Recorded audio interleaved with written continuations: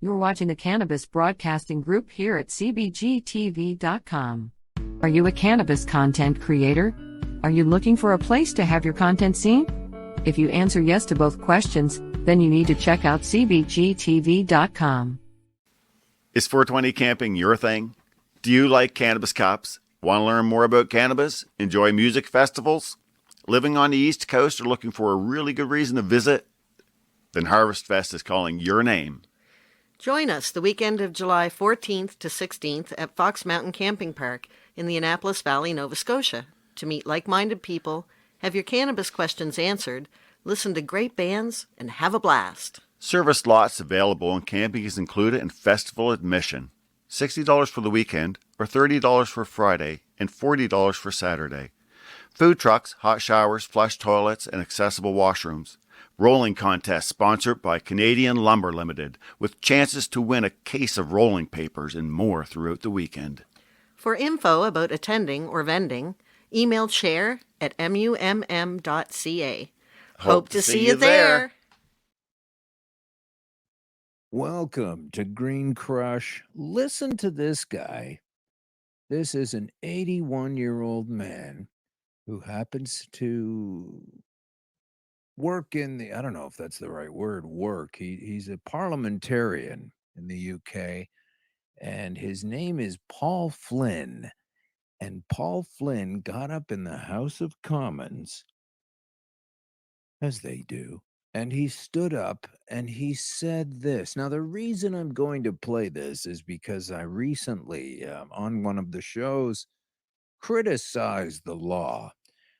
I used the F word, an advantageous use of the F word for that particular law regarding the use of cannabis. But now listen to this guy, Paul Flynn, 81 years old. He's the shadow leader in the House of Commons. I had an email last night, which I greatly welcomed, telling me there's going to be a documentary, a drama documentary based on the life of Elizabeth Bryce, and I gave a little whoop of joy. She campaigned to this house under the name of Claire Hodges. Wonderful woman. She was a television producer. She actually translated the Noddy Tales into Latin, among her many achievements. But a wonderful, vibrant woman who suffered severely from multiple sclerosis. And she came to this house, and together, collaborating with her, we committed a terrible crime on the terrace of this house, because I supplied her with a cup of hot water into which she put cannabis, and she drank cannabis tea. Now, according to the rules of this house, the policy approved by the government and sadly by the opposition as well, she was liable to go to prison for 7 years for that. I mean, I probably would be accompanying her. I think we have to say to those who put up with the barbaric stupidity and cruelty of government policy that denies seriously ill people their medicine of choice, we've got to call on those who are in this position to act in a way of civil disobedience. Elizabeth Bryce went to the Parliament in Belgium, spoke to the Parliament in Belgium, and within months, they changed their policy in that country. We know most of the countries in the world allow this most ancient of medicines, been used for 5,000 years in every continent in the world. It's used for medicinal purposes. But I would call on people, and I know we're not supposed to do this as members, to break the law, to come here and use cannabis here and see what happens. Hey, Paul, right, that is how you crush it.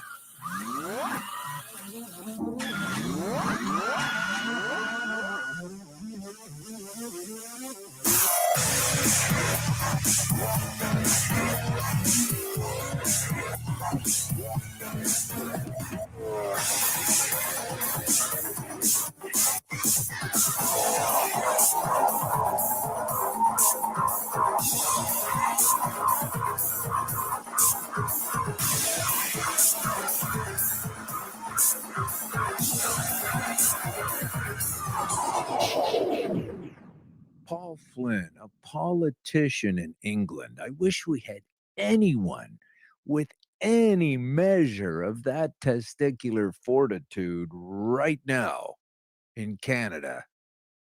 There's a couple of people like that in the States, but they're wrong. Um, this guy is, I'm proud of him.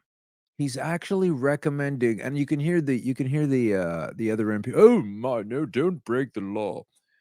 Very entertaining to listen to. So thanks, Paul Flynn. Thanks for helping everyone understand that if there's something that can save your life or help your life immeasurably, no one else, whether they're wearing a necktie or a taser or a black robe, can tell you you can't use it. So we're taking some example from some politicians. Paul Flynn, you are one. Thank you very much. I'd like to, and it's so British too. It's not just he's come on up to Parliament and smoke a joint. He wants her to come up and drink tea. That's the way the protest would have to go there, and a lot of other places. Here they'd want to smoke a joint, but there they have to drink some tea on the steps, and he feels like he could have gone to jail afterwards as well. Because that's the law being wrong. This is what I'm trying to make sure everybody understands, that when I say I have a healthy disrespect for the law, it doesn't mean I'm a rampant idiot. It means when you can see the law right in your face as dumb as hell, you have to say, well, that's not right then. Sorry. Not going to pay attention to that. That's a bit of stepping outside the box. I realize that. But anyway, thanks for listening to the show. This is episode 3. We don't have any cameras this week. It's a different episode. The cameras went away. And so a bit of the game plan has gone away. But we've gotten some great response for the first couple of shows of Green Crush. What are we crushing? Well, it's green. The green is crushing the cancer. The cannabis green is crushing the cancer, and it's also crushing the laws that prevent the access to that same cannabis. I can't believe they're having a cross-country spiel fest. These politicians and folks with hunches and notions coming across and sitting down and telling us how it's going to go down. Doesn't seem like anyone is really on the other side given enough time with these people. When I say these people, I mean these governmental agencies, police, actors, whether they used to be cops or not. I mean, you could say Bill Blair's a politician now, but Bill Blair is a cop. When the prime minister quits and when the president quits until he's 100, he's still Mr. President. People call Mr. Jimmy Carter the president. Once you're the president, you're the president. Once you're Bill Blair, a cop who presided over the arrest of so many people doing what they now want to do, have the right to do, will continue to do. You can hardly trust this punk to shepherd in any fair play across the board for the future. I don't understand why people don't fight this stuff, or maybe they are and no one's hearing about it. That's what this show is about. I am so tired of hearing through the entire journey that I've had from healthy to sick as hell and back that this stuff should be illegal. This stuff being cannabis. Everything has a good and a bad aspect to it. I mean, you could have a nice window keeping the cold on the outside, keeping you warm on the inside. But as soon as I break that glass and raise a triangle to your throat, what about the children? Children and glass and tools and power tools. This whole thing is it's getting out of hand. because no one is speaking up on the side. Not no one. There's a lot of great people out there, but you don't really hear them unless you're looking for them, and the government doesn't really want you looking for them. They want you listening to Bill Blair. And Jane Philpott. Do we get to choose what we're going to fill that pot with? Jane. They're so self-righteous. I mean, I might sound like I'm self-righteous, but I'm right. I was dead on a slab, folks. We'll get into a little bit of that later. I like to rehash a little bit of it every single day. It might sound a bit repetitive, but when you realize that's all you were going to have left and you were supposed to have expunged and expired long ago. And there are people getting paid, wearing neckties, telling us we can't have this thing that's extremely beneficial. I'm all done with the suppression and the repression of the knowledge. I'm all done. So let's get into my credibility as someone to speak on this particular topic, because what I am not is a scientist. I am not a scientist. I didn't go to science school. Yeah, I know. I didn't go to science school, and I'm not well read. And even though I've read lots of those things, I don't consider it to be well read because I don't really understand it. I didn't take all of the biology classes that helps one realize that by the time you take a certain amount of cannabis, which has been illegal for 100 years, and you could probably discern I'm a little bit pissed off about that, especially the last 4. Those are the 4 that I've been dealing with it personally. First as a bit of a hope, and then a bit of a lark, and then a bit of an actual remedy. A remedy for cancer. Now, that's my song. I had cancer. I wasn't given any options of any measurable decency whatsoever.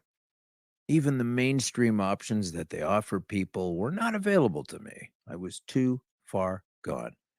So I'm going to address a little bit of that today because of I found my case coming up in a very strange website. You know, you do research to try to put things together, and my name came up, and so I read it, and it was on a Christian website. So I'm going to address that.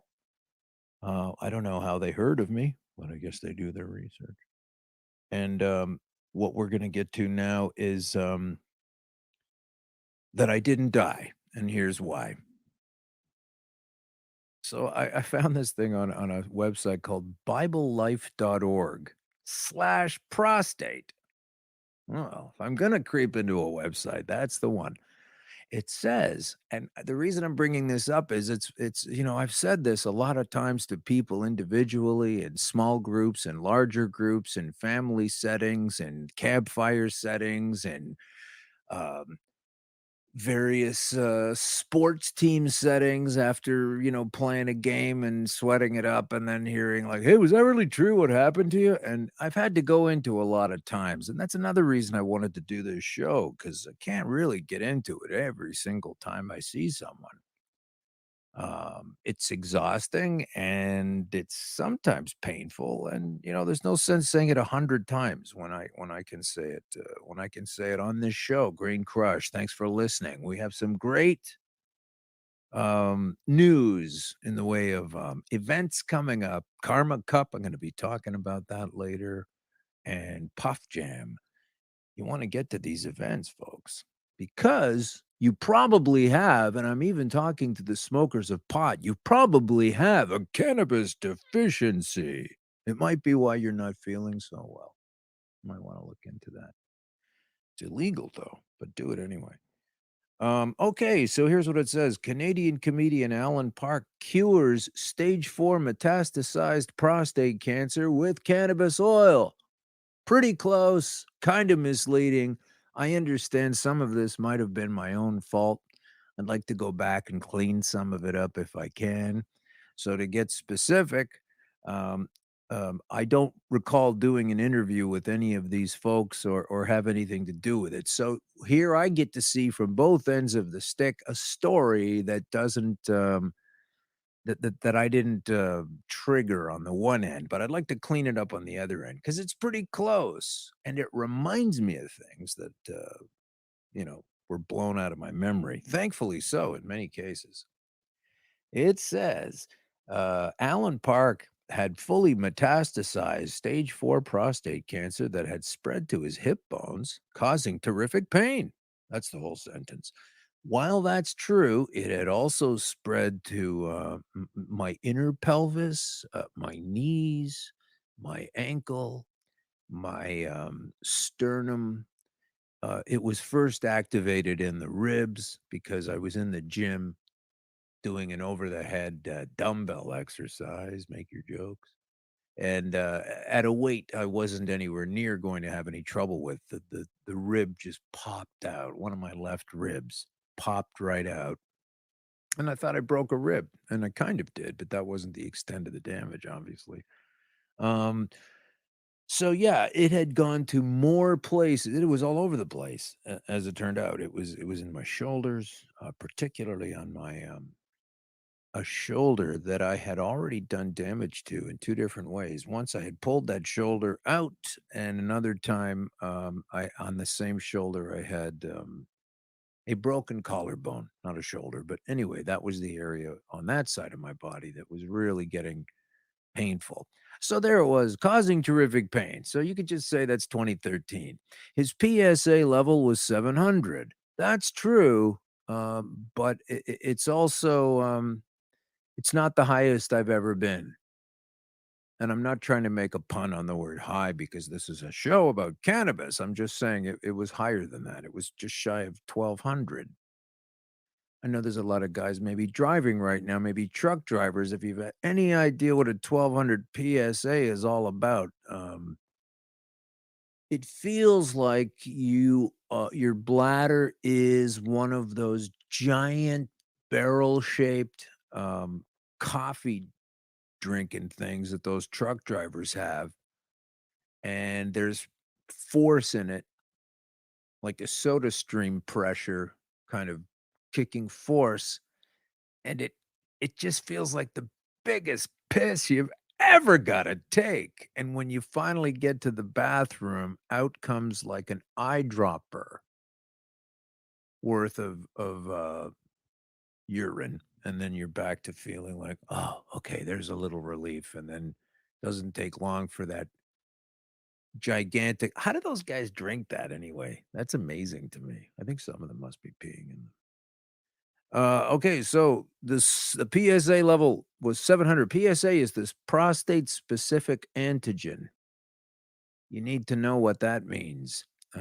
If you've got a guy in your life or you are a guy in your life, you need to know what that means. Okay. And so my doctor, who shall remain nameless for a while, said that the surgery, radiation, and chemotherapy were of no avail. He was pronounced terminal. Oh, it's so weird to read that. It's in the third person because I'm saying it, and it says he was pronounced terminal. Yeah, I was pronounced terminal. Alan Park had decided to try cannabis oil even before his dreadful diagnosis. This is true. After many months, this happened to me when I was sitting in the waiting room. Sitting, I was a full size 6 foot tall grimace wrapped around the steel, unbelievably uncomfortable steel sitting area poles on the chairs and benches of a particular downtown hospital. Um, so even before that, so then it says after many months of self-treatment, he is totally pain-free and living a normal life.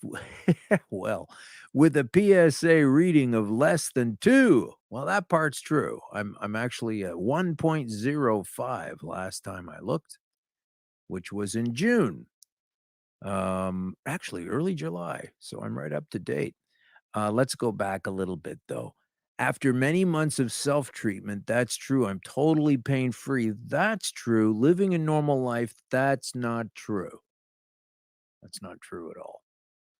Um, it's okay. I'm not complaining, but I would not call it normal. Unfortunately, he failed to state in the video how much cannabis oil he had taken and how much he continues to take in a preventative maintenance program. Okay, that's why I really wanted to address this because yeah, I did in the video in all of the videos I've done. I didn't believe I got specifically down to the dosage, but obviously that's important in my case.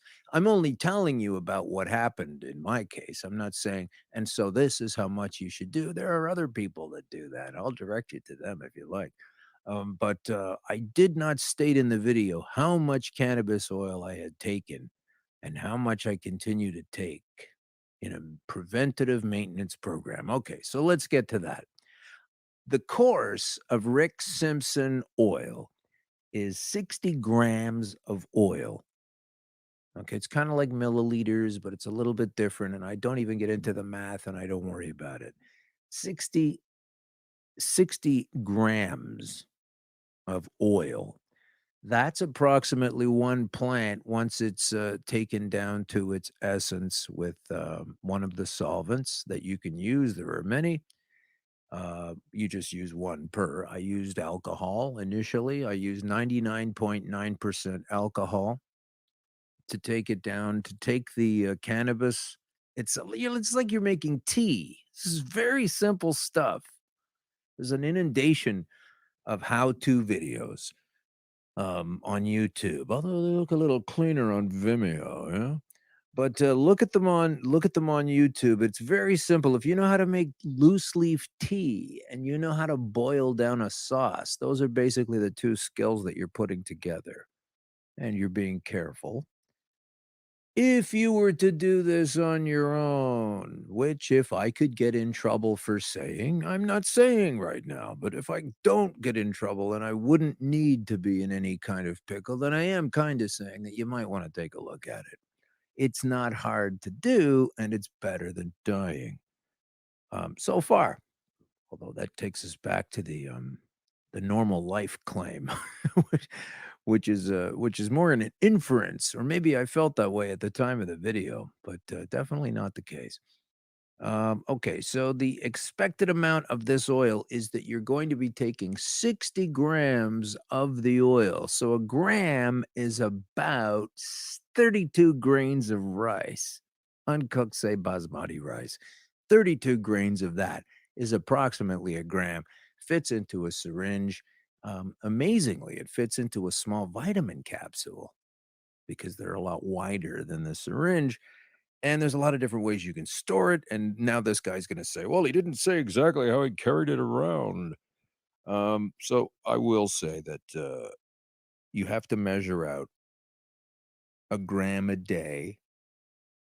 And at the end of 90 days, you should be significantly well ahead of where you were when you started.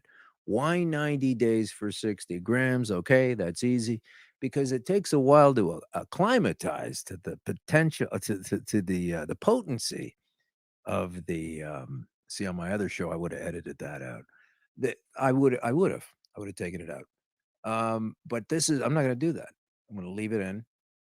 This is raw organic stuff. Okay, so basically, you need to take some time to slowly acclimatize through the various stages of the cannabis oil getting more and more intense. And if you do it too quickly, you will get too high and you will get confused and you might black out and you could fall down and hit your head. So, in that way, it is dangerous and you should have somebody with you when you do it for that reason.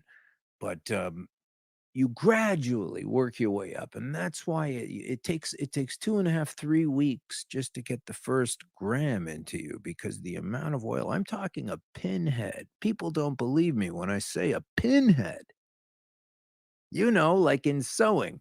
A pinhead, that's the first dose, and you are going to feel it. Okay, so that's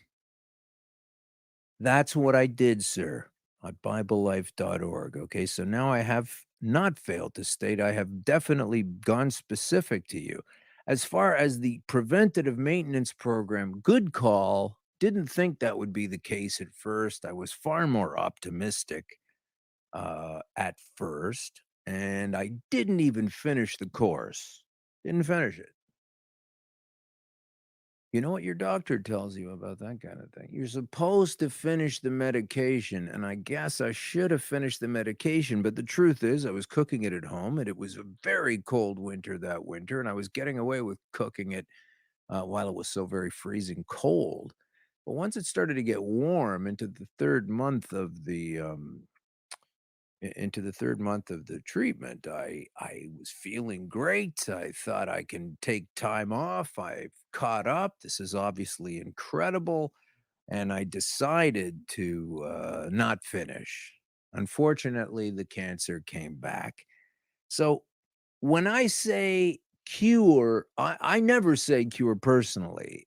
If I do, it's a misspeak. So I'll put that on the table right now. I'm not saying I cured my cancer. Other people are saying that. I'm not saying you will cure yours or anybody can cure theirs. What I'm saying is, I was given no choice. I went to this because it was an option that resonated with me and it seemed to make a lot of sense. And there was no other choice. And I thought, I might as well have a fun time. If I'm going to friggin' die, might as well catch a buzz, right? And that's what I thought I might do is catch a buzz and ease some of the pain and cut some of the nausea. And that's true. That did happen. There is much symptomatic relief. And that's where the government really likes to hang their hat these days. They don't like to get into the curative aspect. But I don't say cure because I just don't know if it's ever going to come back or not. I don't know if my maintenance doses that I do are necessary or not, because I'm not going to not do them. Don't fix it if it ain't broke. So I'm still doing it. And I don't do it all the time. I do it every once in a while. You will come across means and ways of designing your very own preventative maintenance program available where preventative maintenance programs are sold. And so it says here that the expected amount, as stated by others, is 1 or 2 grams per day. Well, yeah, just one. In divided doses, well, you can do it like that. You could do it all at once. What I found is with people using a gram a day who are not comfortable with cannabis, they didn't really smoke in high school or at wherever people come across this stuff. They find it very unsettling a lot of the time, especially if they take too much. Definitely don't take 2 grams a day. My goodness. But what you can do is if you're one of those people, you may turn around and go, you know what, I actually really like this. But if it's keeping you from taking the medicine, it's a little more complicated. But I've had success with this with several people that I've talked to about it. Is that you can take a small dose, like 6, 8, 10 times a day. Like once an hour, you take a tiny little amount every couple of hours. I was doing, most of it just before I went to sleep, and then, some in the morning, some in the afternoon, and then the last time around, you just take it all at once in the morning, and it wasn't, we'll get into this later as well, but it wasn't really affecting my perception of, whether I was high or not. It was definitely affecting my perception, but I wasn't high per se. I know that people will criticize and doubt that. I don't have any problem. I can hear them screaming right now. But what I mean is, when you smoke a joint, the typical stereotypical smoke a joint, man, and then your eyes get all like bloodshot and they get high, and you're into Pineapple Express and Half Baked and all those kinds of movies. Um, while that is an aspect of this sensation, it certainly isn't the totality of it. So hopefully that helps over there at BibleLife.org. And yeah, I don't know where they got this thing where it says I would eat it with a piece of cheese before before bedtime. I don't know where that cheese stuff came in. I mean, if they showed it to me and I'm saying the word cheese, that's incredible. But anyway, 1 gram is about 16 doses, 32 doses. You start off with a pinhead. I'm serious about it. So now that's what those guys were talking about. And they say in this particular thing, then he goes off into his own work, which I've also verified is pretty accurate. So I'm going to spin the rest of this out. It's worth taking a look at. The expected amount, as stated by others, is 1 or 2 grams a day in divided doses, starting with a drop or size of grain of rice, eaten with cheese before bedtime or a cracker. Any way you can get it into your body without smearing it all over your teeth or something to get it right inside you right away. We'll talk about suppositories later. The marijuana high will require that a person take time off work and not drive a car or operate machinery. That's true. When you're high, you can't do that stuff, and you shouldn't do it when you're high, is what they're saying. Very contentious topic. Thanks for listening to Green Crush with Alan Park. We're going to be talking about how cannabis can crush cancer and the laws that prevent the access to the cannabis. Okay. It says here that cannabis oil prevents and cures cancer in several ways. The cannabinoids differentiate between healthy cells in the body and the cancerous cells. Now, that's what chemo is supposed to be doing. You would hope, but it doesn't do that. It just flattens everything. Doesn't differentiate at all. And then you just hope that the good guys come back to life while the bad guys stay dead. And how often does that happen? The cannabinoids attack cancer cells by destroying the mitochondria, which is the energy producing structure within each cell. Mitochondria. This is a big word. I don't mean it's a $10 word, an exciting, big, long word. It is that. But it's also very important to understand the word mitochondria if you are stricken with this disease. mitochondria. Mitochondria. Look it up. Okay. The cannabinoids stop the formation of new arteries to the tumor, thus depriving it of energy. Can chemotherapy say that? Can it stop the formation of the new arteries to the tumor? You ever see that when the cancer takes on a life of its own and really starts to divert the energy from the body? This stuff can actually reverse it. Well, the sooner you get on that, the better. But it can happen. The cannabinoids stop the formation of new arteries, depriving it of any energy. I just said that. That's how important it is. I'm repeating myself. Nice cover. The cannabinoids turn down vascular endothelial growth factor, VEGF. That is a signal protein produced by cells that stimulates vasculogenesis and angiogenesis. It's part of the system that restores the oxygen supply to tissues when blood circulation is inadequate. Cannabinoids stop or reduce the oxygen supply to the tumor. The tumor shrinks instead of growing. That's what you want. Who helps us do this? Cannabis. What's cannabis' current state right now? Illegal. How fucked up is that? Big time.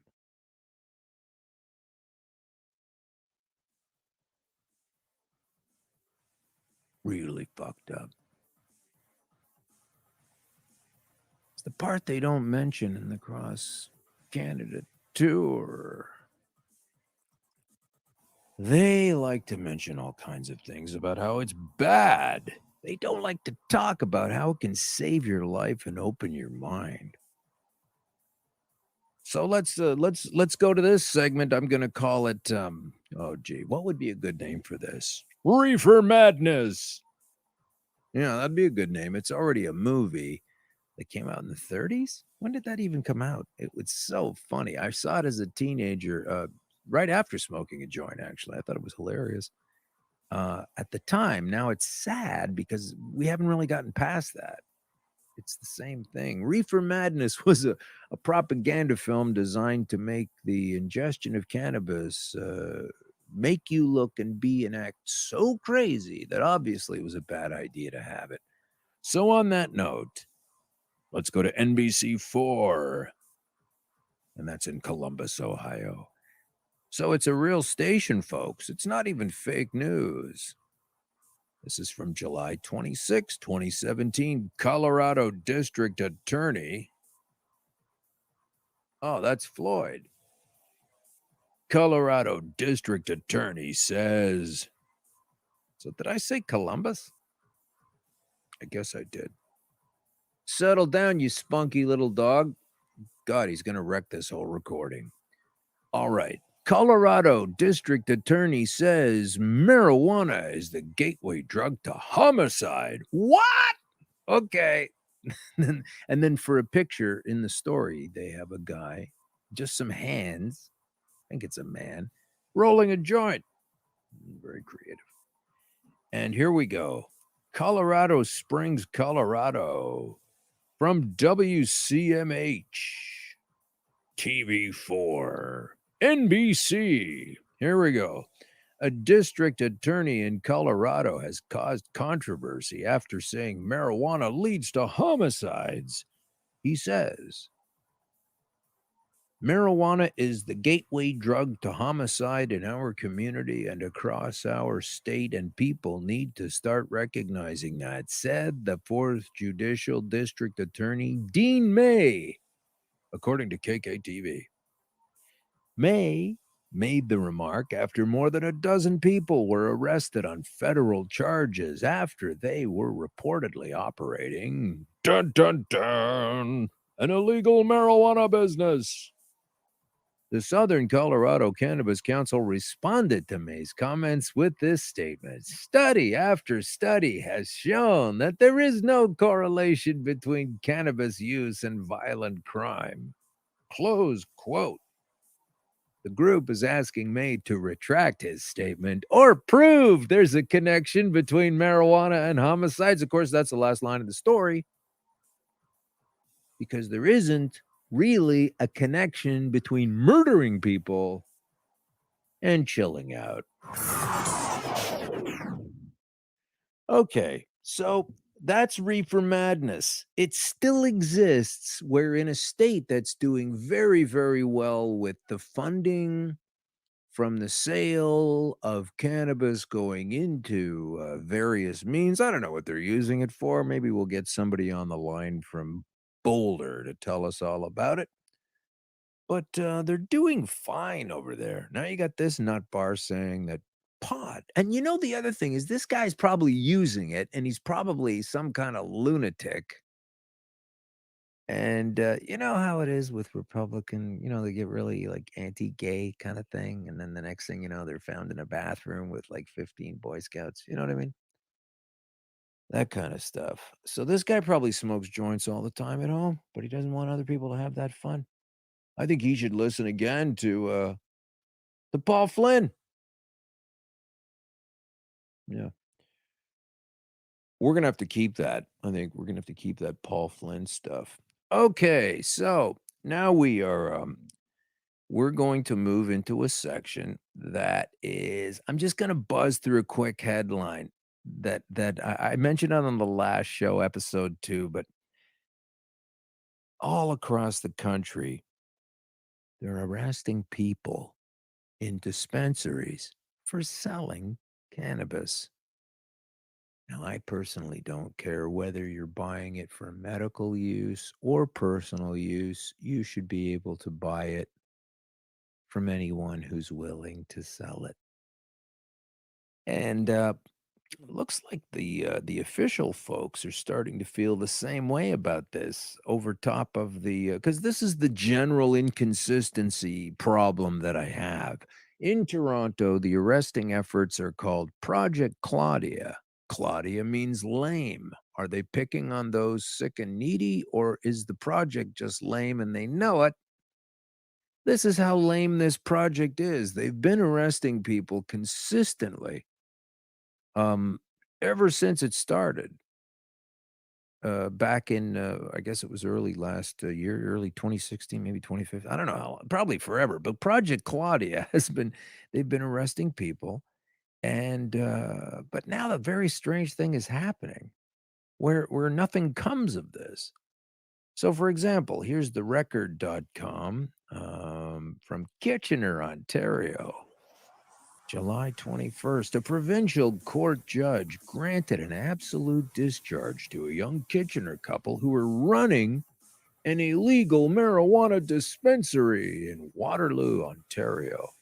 Justice Colin Westman said Noor and Shady Louka, hope I said that properly, Louka, committed an offense of compassion when they operated a medical marijuana dispensary in uptown Waterloo. I didn't know there was such a place. And sold pot to adults with medical marijuana licenses. So this is where the police, the mindset of the cops are at, and the mindset of the federal politicians. The justice said that these people committed an offense of compassion. How could that even be a thing? Oh, that's awfully kind. You'll have to do 5 to 10. How can you have an offense of compassion? That's some really crazy words put together, some normal words put in a crazy combination to justify a criminal action by one of the biggest gangs in the country. Because these folks were operating a medical marijuana dispensary in uptown Waterloo, and they sold pot to adults with medical marijuana licenses. These people have already taken the act of asking the government their permission to smoke, and they've gone through the proper channels, and now these cats are trying to buy some stuff, and the cops are going to squish them out? So there's one good justice, Colin Westman, who described the couple as activists in favor of their fellow human beings. When does a judge ever recognize this kind of stuff? It could have used a guy like that down in South Dakota. And they're running a marijuana dispensary was called an essentially civil disobedience. Westman agreed the couple broke the law and a finding of guilt was issued. Oh my God. Not a finding of guilt. But the pair will not have a criminal record. You are not going to be compromised in my court. Not for circumstances like this, the judge said. Noor Louka, 30, owned and operated the Waterloo dispensary, which sold marijuana out of a second-floor business on King Street. Her husband, Shady, was a part-time temporary employee. Okay, it's spelled S-H-A-D-Y, and so Shady. But maybe there's a pronunciation there that escapes me. But maybe if you're selling any kind of weed at any level, you don't need to have the name Shady. I don't know. I mean, I'm okay with it, but I can see where a lot of people would be. That Shady guy, he sells weed over there. The Lucas opened their dispensary in April 2015, and 4 months later, there's the answer to my question, busted by Waterloo Regional Police. Mummy, one day when I grow up, I want to become a regional policeman of the Waterloo area. Dreams, dream big. Both pleaded guilty to possession of marijuana for the purpose of trafficking. So they pleaded guilty, but that's what happens in a crime of an offense of compassion, not an offense of passion, but compassion.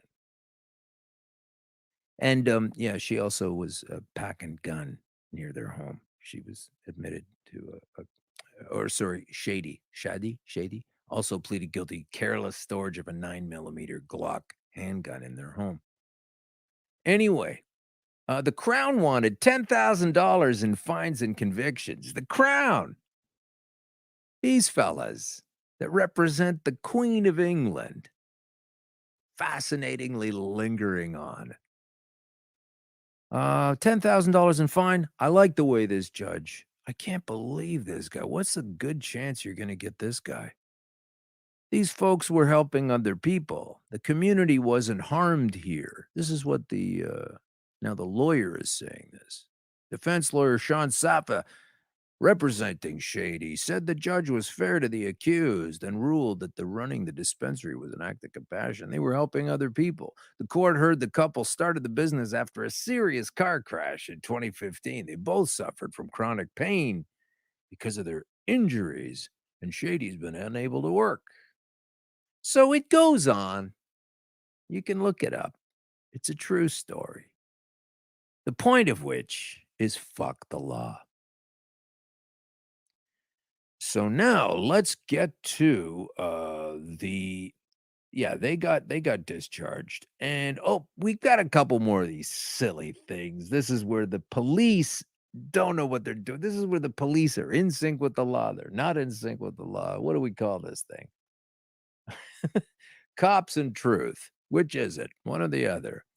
Here's another stupid story of police oppression. RCMP detains senior in Hay River. You know where that is? If you're listening to us from outside of Canada, trust me, I don't even know where that is. I think it's in Saskatchewan. Oh, gosh, no, it's in the Northwest Territories. Oh, man. Hay River. No wonder. I've never been up there. This guy's a senior. He's selling legal cannabis oil. Is that a thing? At a town market, and was the cop was yelling at the customers that if they didn't leave, they would also get arrested. That's what the vendor says. Hay River, Northwest Territories. The RCMP barged in on a senior citizen selling cannabis oil at the Fisherman's Wharf Market last week. As it turned out, the oil is legal to sell. But don't get your shit together before you start harassing people and ruining their lives.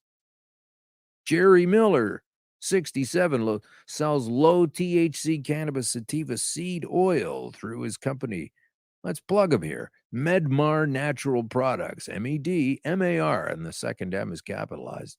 He has been selling the oil since March 2017. He's based out of High Level, Alberta.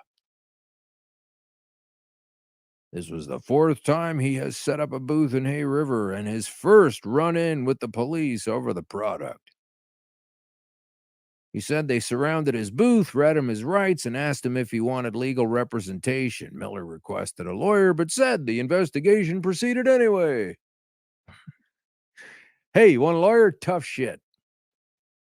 I didn't know this until later, but the RCMP had a complaint saying that we had told someone that we were selling bud marijuana in bottles, which never happened. That's a total fabrication. But he had the complaint, so he had to follow it up. So follow it up and ask him a couple of questions. Ask him if he's selling that. Don't just start arresting him because you think something. Especially with the marginal IQ of a police officer is somewhere around 100. He's telling the customers to get lost. So that's another dumb police activity. Then we're going to get into premiers want more clarity on legalizing pot. They say the 2018 deadline may be unrealistic. Is that what they think? All right. Well, let's get to this one now. From Edmonton in the Toronto Star, it says Canada's premiers have warned Prime Minister Justin Trudeau they may ask him to delay the legalization of cannabis until more questions are answered about public safety concerns. Very concerned they are. They don't seem to have public safety concerns about every single thing, but they certainly do here. These issues have to be addressed by the federal government in order for us to meet the deadline, Alberta Premier Rachel Notley said Wednesday as the Premier's conference ended. We will move forward as quickly as we can, depending on the federal government. In their final communique, the Premier said they are concerned the federal timeline of next July 1st may be unrealistic. They stated a failure to properly deal with the provincial questions about traffic safety, enforcement, taxation of cannabis, public education campaigns, which should be the first thing, and if it was done properly, you wouldn't need that other shit. They say it's going to require an extension of the implementation date. Manitoba Premier Brian Pallister, who proposed a 1-year delay to his fellow premiers, said the issues are too important to rush into legalized sales, with provinces deciding how cannabis products will be sold and what the age of majority will be. Okay, so I can see the tugging around on the age of majority, but I love how these punks think they're going to get to tell everyone how it's going to get sold. They're just taking this thing that's a plant and they're turning it into something even more repressive and difficult to work with than it is right now. It's becoming legal. There should be fewer police interactions with it. You know, the way I have an old racing car set, and I never get in trouble using it. I had it since I was a kid, but I never get in trouble using it because it's not illegal. And there's no enforcement necessary. You just play with it. It's a toy. And this stuff is soon to be, it's not going to be legal. It's going to be regulated. It's going to be worse. We had Russell Barth on last week, and he was explaining that either way, this bill is in trouble because if they push it through, it's a nightmare. And if they don't, the Tories will kill it. And we'll be right back to where we started. So that's why I'm trying to, let me bring this right back down to where it was supposed to start. This is about using the fourth door to get to the fifth stage. I just need to keep going around and telling this story one more time, but there was no choice for me. So I'm done talking to people who criticize me for not listening to my doctor. If I did, I'd be dead. I did the best I could. I listened to him tell me there was nothing available for me. But they're saying they have one chance to get it right. Like, they don't have one chance. You can just stop being a jerk. Trudeau, the prime minister, said that the federal government is standing firm with plans to table it and make it available next summer. So let's figure about let's see who this Brian Pallister is. This is the main guy offering. Oh, offering the 1-year delay because he's not sure about certain aspects of it. But just before we get there, London, Ontario have charged an 88-year-old man. You can't do that, man. London police have charged an 88-year-old man and a 60-year-old man after they were caught with pot in the downtown core. Are you kidding me? I'm almost 90. I got a joint. You're going to put me in jail? Police say, one of the most useless sentences ever put together.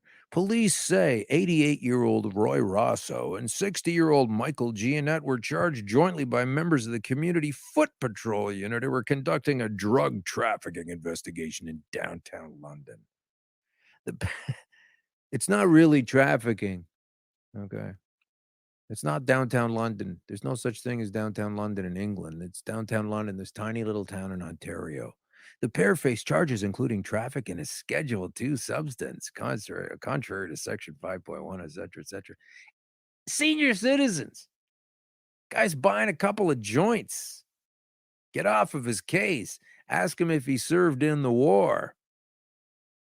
Now we're going to move on to this particular one. Police drop many charges in May 2016 pot raid. Why is that? I'm going to bring it up every time it comes up. I know I talked about it last week, but this is ridiculous. They're busting people, getting everybody's name on the ink blotter, and they just throw the charges out.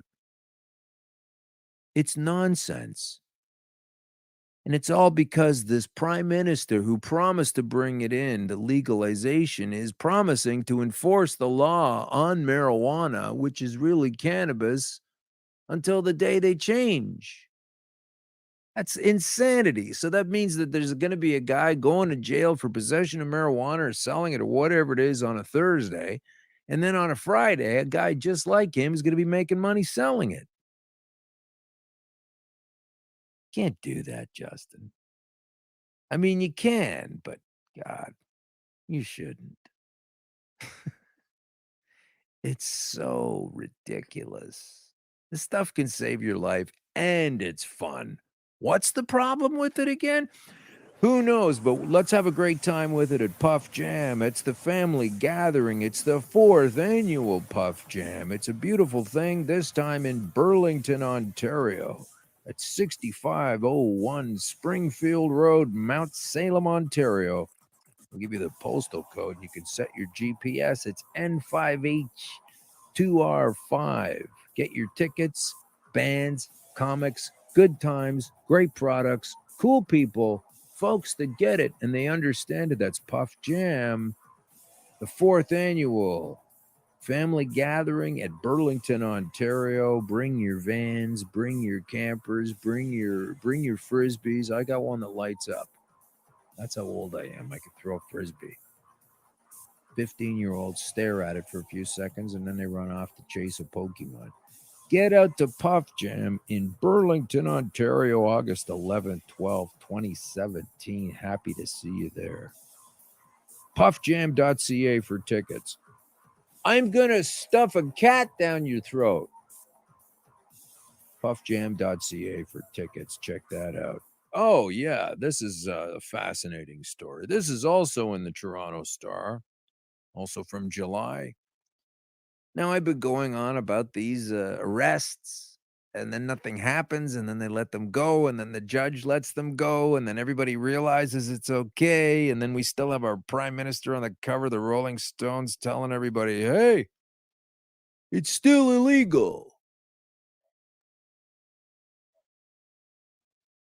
My dog is getting right out of hand right now. I shouldn't travel with him in a suitcase. But with all of these arrests adding up to nothing, all it's doing is taking up time, officers' time, where they could be spending it, I don't know, whatever else they do.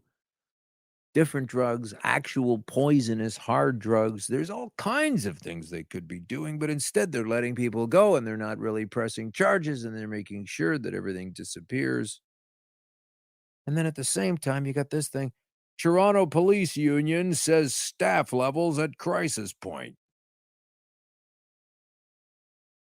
Union calling for an end to police cuts. Of course, the union wants that. They say that officers are overburdened. Toronto police spokesman says public safety isn't at risk. The union representing Toronto police is alleging that staffing cuts have reached a crisis point, leaving officers burnt out and the public at risk. Toronto Police Association launched a website Monday saying the force has nearly 500 fewer officers than it did in 2010 and may cut another 400 by 2019. And if you're legalizing cannabis, that's exactly the way it should be going. But in the meantime, if these really are their numbers, what the hell are they busting people for that they're later going to let go? Something strange is afoot there, I guess. Then we have this punk, Cops and Truth, telling us Regina's police chief, this is another town in Canada, Regina, it's in Saskatchewan. He says the hidden costs of marijuana legalization are going to be the real problem. We know alcohol can cause problems in domestic relationships. Marijuana is no different, says Evan Bray. He is braying, all right. The planned legalization of marijuana next year is concerning to the Regina Police Service, its chief says. This is in the cbc.ca website. Possession of recreational pot will become legal in Canada in small quantities on July 1st, 2018. because I can walk down the street with a bundle buggy with 6 2-4s in it and bottles of Jack Daniels and wine. It's okay, but these guys are going to tell me how much cannabis I can carry around. I don't think so. That would presumably mean fewer people will be charged with possession offenses. There's your big problem there if you're a cop. But Chief Evan Bray says even more widespread use of marijuana may actually mean more work for the police. We are worried that it's going to have a negative effect on the community. We're prepared to work hard to see that it doesn't. Why don't you just sit down and take a fucking chill pill? But it's going to be work, and it's going to take resources. For Bray, it's not a question of if the legalization of pot will be costly, but how much, both in terms of money and workload. He said there will be costs associated with enforcement, and legalization will also bring with it a number of potential hidden costs in the form of social issues that would fall to frontline officers to handle. Yeah. This is another guy getting in the way of something that can save your life. Evan Bray, go Bray somewhere else. I think we have to say to those who put up with the barbaric stupidity and cruelty of government policy to act in a way of civil disobedience. We know most of the countries in the world allow this most ancient of medicines, been used for 5,000 years in every continent in the world. It's used for medicinal purposes. But I would call on people, and I know we're not supposed to do this as members, to break the law, to come here and use cannabis. Now we're getting into the serious problems, the taxations. I'm going to leave that for another time. Mayor of Toronto wants to tax it. So by the time it's federally taxed, provincially taxed, city tax, entertainment facility usage tax, and on, it's going to be $100 a gram. And that'll mean that's not how it's completely and exclusively delivered. Okay, so the Karma Cup. The Karma Cup is an elite medical cannabis and hash edibles competition. That's right. So the Karma Cup 2016 was held in Toronto. And 2017, it's also going to be held in Toronto, I believe. The location is Toronto. Yes, it is September 9th and 10th from 11 a.m. to 7 p.m. Tickets are available at their website, thekarmacup.com. You can enter to be a judge. You're going to be judging sativas, indicas, all kinds of things. These guys are the nerds. They are the I don't mean that in a bad way. I just mean I don't have a clue when it comes to this. These guys grow such incredibly powerful strains, and they get right into the science of what it's like to come up with the best, most efficacious strain whatsoever. High CBDs, high THCs. I'm going to say this all the time. I'm not an advocate of taking THC out of the medicine, unless you're a little tiny girl from Colorado named Charlotte and similar folks who've gone through this. But we're going to get into what Brian Pallister said in a little bit, because he's one of the guys that wants to block this thing on out. So, but I just wanted to plug the Karma Cup. That's on September 9th, 10th, and it's going to be, you can get tickets at a lot of different locations. Planet Paradise, Vape on the Lake, fun place. Can Do, CANN Do. The Underground Cafe. Go to that website, thekarmacup.com, and check it out and go there and learn how to do. I should really learn how to do this stuff. I mean, I've just been using it and borrowing it and trying it myself, but usually from someone that really knows what they're doing. But I would like to get back to this Brian Pallister situation, because Brian Pallister is the premier of Manitoba, Ontario. Ridiculous idiot. Manitoba, Canada, beside Ontario. It's our neighbor to the west. And he says it's time to take a deep breath and put pot on the back burner for an extra year. He's trying to persuade his provincial and territorial counterparts at their annual conference to roll it back, to increase the chance of avoiding the quote hodgepodge of different provincial ages of majority and regulations now seen with beer, wine, and spirits. I would hope we could learn from that and not create that for cannabis, he added, acknowledging age of majority and regulations such as where pot will be sold or under provincial jurisdiction. He says there are too many unanswered questions, too many issues that have not been addressed for us to rush into what is an historic change about public and traffic safety, health impacts, and more, including ways of measuring cannabis impairment for drivers. This is going to be the big question. But the Saskatchewan premier says his province is working toward the deadline, but wouldn't mind an extension because there are a lot of moving parts, he says. But Pallister saying there's too many unanswered questions, too many issues unaddressed to rush into historic change. That's in the Star. That's what Pallister said. And so I didn't really know much about Pallister, so I decided to look him up. Now, here's a guy that wants to understand things, wants to know how things work before committing to those things. But listen to this from the CUPE Manitoba site. Speaking about unions, okay, we can be okay with the police union, but not okay with CUPE? No, I think we have to be okay with CUPE. The Canadian Union of oh gosh, now I'm going to get in trouble because I'm not going to do a redo on this. CUPE, it's a big union where the folks work. It says Pallister's P3 schools plan lacks transparency and accountability. This is the same guy that wants transparency and accountability across the board for cannabis and saying it's not going to work, etc. I know it's slightly off topic, but I didn't say we were going to stick to cannabis every step of the way. Listen to this. Brian Pallister, Premier, announced the construction of 4 new schools in Manitoba to be designed, built, financed, and maintained through a public-private partnership P3 model. He's just going to rush in with that. It always costs the public more when that happens. The public pays for the stuff, then the private company owns it, and then you have to pay the private company for access to the thing you paid for when you were publicly funded. You know what I mean? Okay. So anyway, Pallister isn't telling the whole story when he tries to pitch P3s to Manitobans, says Kelly Moist, president of CUPE Manitoba. P3s in other jurisdictions have cost more in the long run, with less accountability over taxpayers' dollars.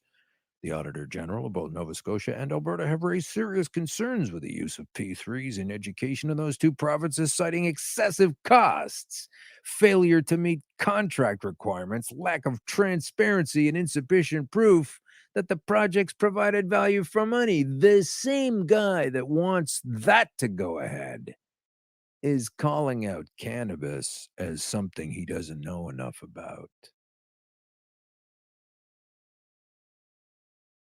Pallister's plan to introduce a finance-maintained P3 model doesn't make financial sense, as government can borrow at lower interest rates than private companies. P3s will also cut corners to save money for themselves at the expense of the infrastructure they are conveniently paid to maintain. So I would say right there that Brian Pallister's credibility is out the friggin' window. To those who put up with the barbaric stupidity and cruelty of government policy, act in a way of civil disobedience. But it didn't stop there. Here's a blog called blackrod.blogspot.ca. Okay, so he's from Winnipeg, Manitoba. And he says, this is on May 2nd of this year. TikTok, the clock is running out on failing Premier Brian Pallister. The public would be better served by a discussion of who will replace Brian Pallister as leader of the Progressive Conservative Party and hence become the Premier of the province, because Pallister's numbers coming up fast. Next year, his future will be determined PST, that's a provincial sales tax hikes by 1 percentage point, which doomed the NDP government, and a failure to reverse the hike will end Pallister's premiership. Except he thinks he's got 4 more years to deliver on the campaign promise. So he's not a great guy. He's in a bit of trouble. And then I found this website without even trying. I mean, gosh. This is called Shit Pallister Said. So here's what he's got to say about a few things. This is a funny little site. I am copying what's known as a woman's answer, isn't it? It's a sort of fickle kind of thing. That's when he needs to explain how he can be a federal politician one day and a provincial one the next day. So that's shit that Pallister said. I really don't like this guy. I never even heard of him or really cared about him, but he's got a bit of a thing with women, that's for sure. But enough about Brian Pallister. Shut it off, pal. We don't need to hear about you anymore. You've been crushed. Let's get back to the reason I do this. From cancerresearch.uk, I'm going to read this again. Active chemicals in cannabis have been shown to halt prostate cancer cell growth, according to research published in the British Journal of Cancer. When was this written? Released August 19, 2009. Researchers from the University of Alcalá in Madrid tested the effects of the active chemicals in cannabis called cannabinoids on 3 human prostate cancer cell lines called PC3, DU-A45, and LNCAP. The prostate cancer cells carry molecular garages called receptors in which cannabinoids can park. That's my last name, by the way. The scientists showed for the first time that if cannabinoids park on a receptor called CB2, the cancer cells, let me hear it, stop multiplying. And they're not adding, but they're definitely subtracting. But Dr. Leslie Walker, Cancer Research UK's Director of Cancer Information, warned patients against smoking the drug. She said, "This is interesting research which opens a new avenue." Yeah, okay. But now we're talking about the oil. We're talking about the magic of how well this shit works and gets into your life.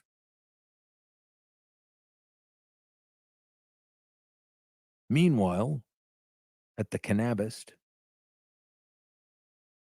apparently the cannabis.co says the UN Drug Office can't find a single cannabis drug death despite it being most widely consumed drug on this planet.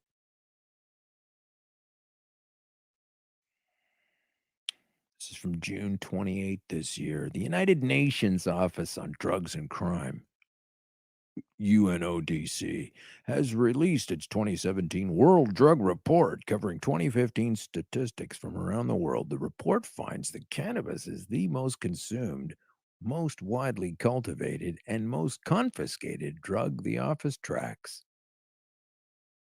Yeah, the most widely consumed drug. I think we're number 7 in Canada as far as how many people consume the stuff. Isn't that incredible? Number 7. Because it actually cures. What does cure mean? I'm going to have to spend some time on that word later. All I can tell you at the end of the day is I have taken the 4th door to the 5th stage, and I have crushed cancer because I was guaranteed a December 2014 funeral. So anything and everything that happens after that is fair game, not a mistake, something I'm going to do forever, regardless of what anybody says about it. And there's a lot of different reasons. Let's close out with this one. Once again, going back to the endocannabinoid system, You have a respiratory system, you have a cardiopulmonary system, you have a nervous system, you have a digestive system, and you have an endocannabinoid system. And if you think that's a bunch of bullshit,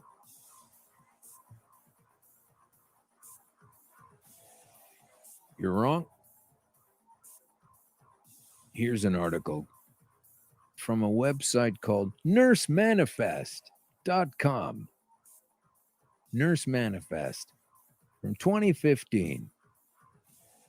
The title of the article: The Endocannabinoid System, What Nurses Need to Know. An introduction. Medical cannabis is now legal in 23 states and Washington, D.C., along with recreational cannabis also being legal in several states. Many patients and families are now relocating to Colorado and Washington state as marijuana refugees, knowing they can freely and safely access cannabis as medicine in these recreational cannabis states. Nurses may still wonder, how is cannabis medicine? As nurses, we have a lot to learn about cannabis, including how it works in the mind-body-spirit system. You can tell this is a nurse blog, not a doctor blog. And how we can best advocate for and support patients who could or do benefit from this medicine. Last spring, I witnessed a brief presentation being given to nurses around medical cannabis use, and it was obvious from the questions asked by many of the nurses that the social stigma around marijuana was alive and well. Would these nurses be so reluctant to accept and support medical cannabis use if they truly understood the ECS, the endocannabinoid system, which was discovered some time ago with Dr. Ralph Mitchulum, Faulkner, 2015, being a partner in this area in the mid-1990s. This is the dude from Israel back in the 60s who identified THC as a thing. Hey, there are 20,000 plus scientific articles written about the endocannabinoid system, though it has been many years since the discovery of this body regulatory system. Most nurses know very little, if anything, about it. That's true from some of the conversations I can recall. Truly, this is a problem. Nurses are more likely to know the Xaralto lawsuit phone number by heart over the benefits of the endocannabinoid system. Here we go, folks. We're going to close the show out on this little piece of news, okay? The endocannabinoid system, a functioning ECS, is essential to our health and well-being. Endocannabinoids and their receptors are found throughout the body, in the brain, organs, the pancreas, the liver, the connective tissues, the prostate, the bones, the adipose tissues, the nervous system, and immune system. We share this system in common with all other vertebrate animals and some invertebrate animals. Cannabinoids support homeostasis within the body system. It's why I'm still here. The ECS is a central regulatory system. Cannabinoid receptors are found throughout the body, and they are believed to be the largest receptor system in our bodies.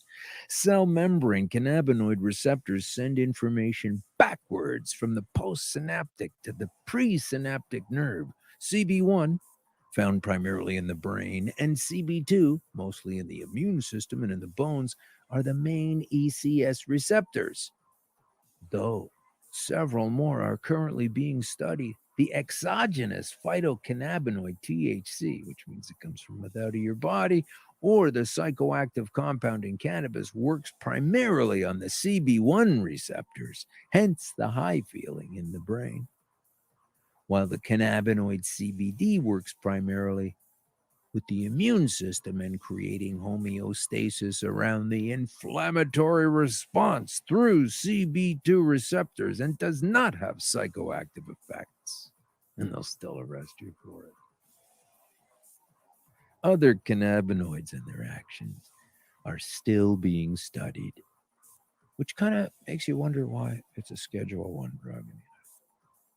such as the non-psychoactive cannabinoids CBN and CBG, are also found in cannabis. Our bodies react to both our own production of endogenous cannabinoids, those are the ones we do make, and to the ingestion of phytocannabinoids, the ones in plants, and other non-psychoactive plants such as echinacea.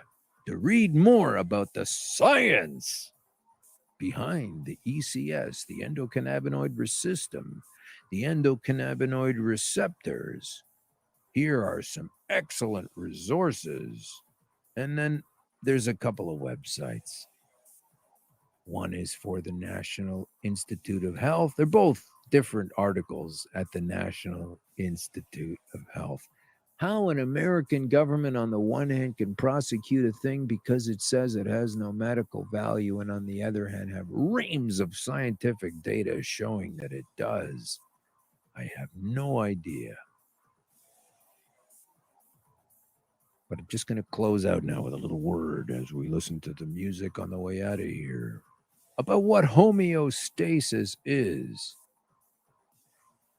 Cannabinoids promote homeostasis at every level of biological life, from the subcellular to the organism, and perhaps to the community and beyond. Here's one example: autophagy, a process in which a cell sequesters part of its contents to be self-digested and recycled, is mediated by the cannabinoid system. While this process keeps normal cells alive, allowing them to maintain a balance between the synthesis, degradation, and subsequent recycling of cellular products, it has a deadly effect on malignant tumor cells, causing them to consume themselves in a programmed cellular suicide. Doesn't that sound fun? Cancer meets its programmed cellular suicide. Oh, by the way, that's illegal. Fuck you. We know most of the countries in the world allow this most ancient of medicines, been used for 5,000 years in every continent in the world. It's used for medicinal purposes. But I would call on people, and I know we're not supposed to do this as members, to break the law, to come here and use cannabis. The death of cancer cells, of course, promotes homeostasis and survival at the level of the entire organism. I don't know if you can tell that I'm passionate about this, but I am very passionate about this. Cannabinoids support apoptosis and suppress cancer tumor angiogenesis. Apoptosis. So that's it, folks. That's another episode of the Green Crush. It's not really the Green Crush. You keep saying that, just supposed to be Green Crush. People are going to say it's one or the other. I don't know. It doesn't matter. What matters is the crushing and the green. And just before we go, I'm going to lay on the definition of apoptosis one more time because it's a fun word to say. It almost makes you want to go and eat something. But from dictionary.com, apoptosis is a normal, genetically regulated process leading to the death of cells and triggered by the presence or absence of certain stimuli. And in this case, we're talking about cancer cells. That's the crush. That's who we're taking down. Thanks for listening, and partake of the green. It'll change your scene. I'm going to venture here and say that your tank is low. It's like dipping an oil stick in the car at the gas station.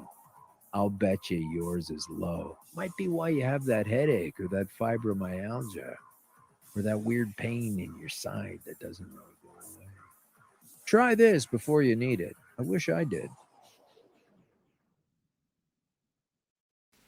Is 420 camping your thing?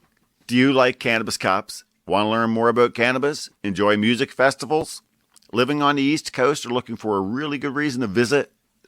Then Harvest Fest is calling your name. Join us the weekend of July 14th to 16th at Fox Mountain Camping Park in the Annapolis Valley, Nova Scotia. To meet like-minded people, have your cannabis questions answered, listen to great bands, and have a blast. Service lots available and camping is included in festival admission. $60 for the weekend, or $30 for Friday, and $40 for Saturday. Food trucks, hot showers, flush toilets, and accessible washrooms. Rolling contest sponsored by Canadian Lumber Limited, with chances to win a case of rolling papers and more throughout the weekend. For info about attending or vending, email chair@mumm.ca. Hope to see you there.